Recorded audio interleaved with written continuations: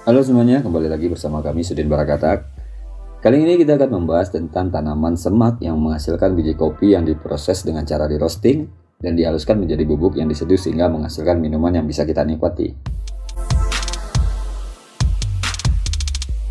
Konon, tanaman kopi pertama kali ditemukan di daratan Afrika, tepatnya di daerah yang merupakan bagian dari negara Ethiopia, yaitu Abyssinia. Masyarakat Ethiopia mulai mengkonsumsi sejak abad ke-9.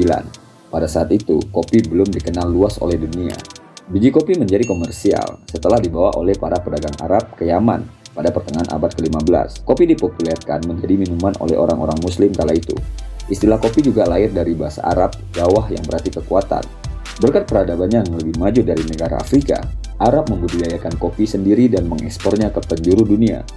Orang-orang Islam kala itu mulai menyebarluaskan kopi melalui pelabuhan Mocha di Yaman.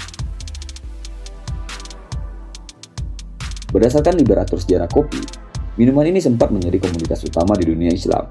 Minuman kopi sangat populer di kalangan peziarah kota Mekah, meskipun beberapa kali dinyatakan sebagai minuman yang terlarang. Para peziarah meminumnya untuk mengusir kantuk dan tetap terjaga saat beribadah malam. Pada masa kekhalifahan Turki Utsmani di abad ke-15, kopi menjadi sajian utama di setiap perayaan. Melalui Turki inilah minuman pahit berwarna hitam kecoklatan ini mulai dikenal dan disukai oleh orang-orang Eropa. Perbedaan budaya dan bahasa membuat bangsa Turki menyebut gawah menjadi kafe. Mulai dari sinilah kemudian orang-orang Belanda atau orang-orang Eropa mengenal dan menyebutnya kopi. Orang-orang Eropa mengadopsi kebiasaan minum kopi karena erat kaitannya dengan kemegahan dan kekayaan orang-orang Turki Utsmani. Pada saat itu, kopi Arabica merupakan primadona, bahkan menjadi minuman kelas menengah di Inggris pada tahun 1600-an. Kopi lantas menjadi komoditas penting di dunia. Orang-orang Eropa mencoba membudidayakannya sendiri. Namun seringkali upaya tersebut gagal karena tanaman kopi tidak bisa tumbuh baik di sana. Oleh karena tidak bisa tumbuh baik di negerinya, beberapa negara di Eropa membawa tanaman ini ke daerah lainnya. Biasanya mereka memanfaatkan negara koloni atau jajahannya. Sobat Sudin sekalian, ada dua jenis kopi yang sudah sering didengar oleh orang awam, yaitu kopi Robusta dan kopi Arabica. Tapi tahukah Sobat Sudin sekalian apa perbedaan mendasar dari antara keduanya? Kebanyakan orang bilang Robusta itu lebih pahit daripada Arabica yang cenderung lebih asam. Ya, itu memang salah satu dari sekian banyak perbedaan di antara keduanya. Masih ada beberapa perbedaan lagi yang mungkin belum semua orang mengetahuinya. Untuk itu kami sajikan beberapa informasi yang berkaitan dengan apa saja perbedaan kopi Arabica dan Robusta. Semoga bisa menambah wawasan Sobat Sudin agar lebih mengenal karakter jenis kopi yang Sobat Sudin minum. Kopi Arabica maupun Robusta, keduanya termasuk dalam tanaman bersuku rubiens dengan marga Coffea. Berdasarkan jenis atau spesiesnya, kopi Arabica memiliki nama ilmiah Coffea arabica, sedangkan Robusta bernama Coffea canephora. Nah, Sobat Sudin pasti bertanya-tanya, kenapa Coffea canephora bisa disebut dengan Robusta?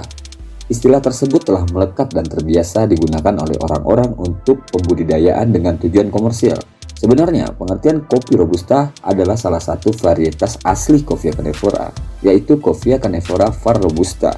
Namun, karena orang-orang lebih sering dan terbiasa menyebut Robusta, maka nama ini yang digunakan untuk menyebut spesies tersebut. Kopi Robusta bisa menjadi minuman yang populer tidak lepas peran dari Indonesia. Pada awal abad ke-20, Belanda membawa tanaman asli Afrika ini secara besar-besaran ke Indonesia untuk dibudidayakan.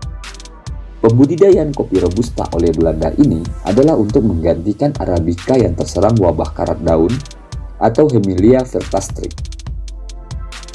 Tanaman Arabica sangat rapuh terhadap hama ini, sedangkan Robusta memiliki daya tahan yang lebih kuat.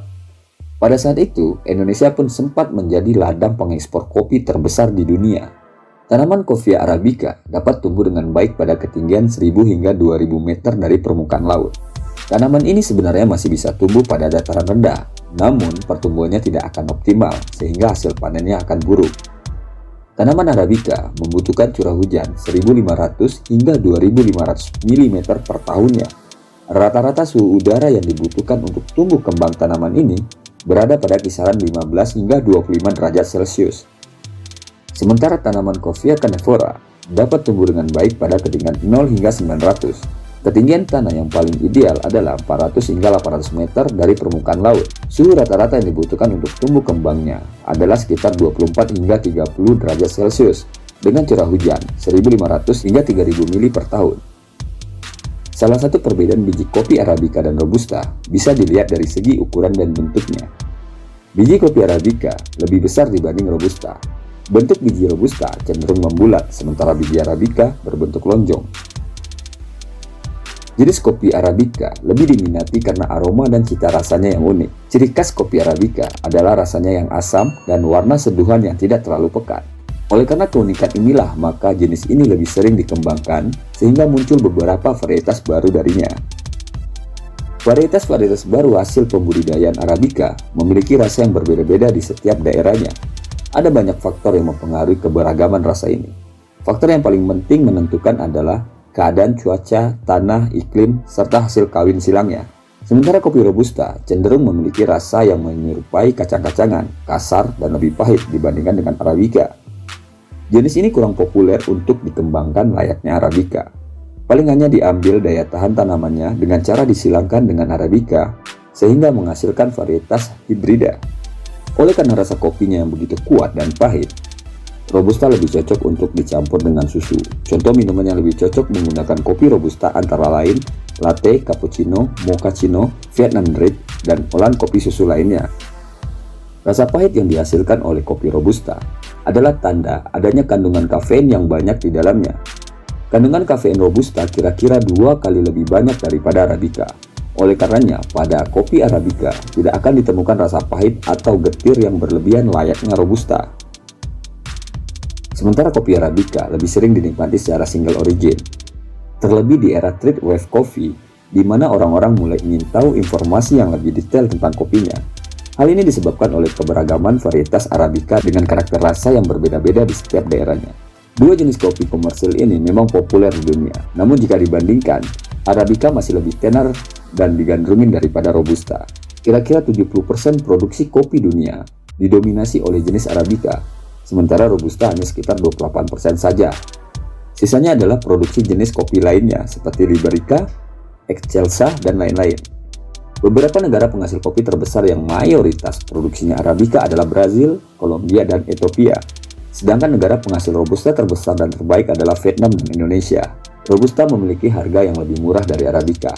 Hal ini disebabkan karena kepopuleran Robusta kalah dibanding dengan Arabica yang memiliki aneka ragam varietas. Selain itu, perawatan dan pembudidayaan Robusta juga lebih mudah dibandingkan Arabica.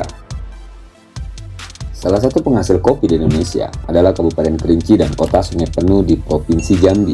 Kota Sungai Penuh merupakan pemekaran dari Kabupaten Kerinci yang disahkan pada tanggal 8 Oktober 2009. Pada tahun 2017, Kabupaten Kerinci dan Kota Sungai Penuh mengikuti kontes kopi spesialty Indonesia, dan kopi Arabica Kerinci yang dikirimkan oleh Koperasi Kerinci Barokah Jernih Jaya berhasil meraih peringkat pertama dan memperoleh skor 88,29. Sementara kopi Arabica Sungai Penuh yang dikirimkan oleh Santi Ali, Koperasi Kopi Tani Kayo berhasil masuk 16 besar dengan nomor urut 6 dan memperoleh skor 87,78. Dan pada kontes kopi spesialty Indonesia 2018, Santi Ali kembali masuk 10 besar dengan nomor urut 5 dan memperoleh skor 84,56 untuk kategori Fine Robusta. Nama kopi Sungai Penuh mungkin masih terdengar asing bagi penikmat yang baru mencoba single origin. Memang perkebunan yang berlokasi di Provinsi Jambi ini tidak sepopuler Kintamani, Toraja, atau Gayo sebagai daerah penghasil kopi specialty. Perkebunan kopi di daerah ini berada pada ketinggian 900 hingga 1400 mdpl di lembah Bukit Kayangan dan Renah Padang Tinggi.